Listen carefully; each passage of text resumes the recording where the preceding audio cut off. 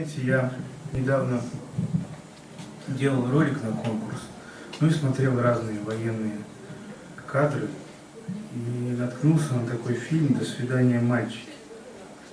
И вот начальник медсанбата, женщина, после операции выходит, и это 41-й год, это вот только ребята ушли на фронт, выходит после операции и говорит: Анечка, а как же, я самая лучшая в институте была, я стольких пацанов спасла, а своего не смогла. И, стиснув зубы от рыданий, пошла работать дальше, потому что много было еще раненых, которых можно было спасти. Ребята, помните подвиг каждого советского воина. Соловьи.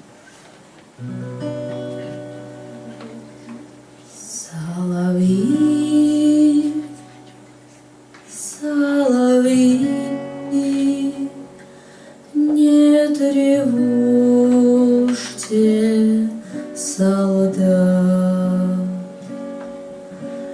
Пусть солдаты немного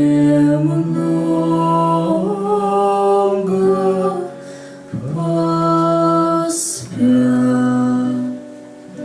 Пришла и к нам на фронт весна, солдатам стало не до сна. Не потому, что пушки бьют, а потому, что вновь поют, забыв, что здесь идут бои. Поют шальные соловьи.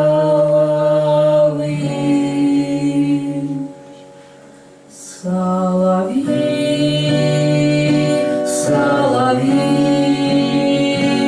не тревожьте солдат.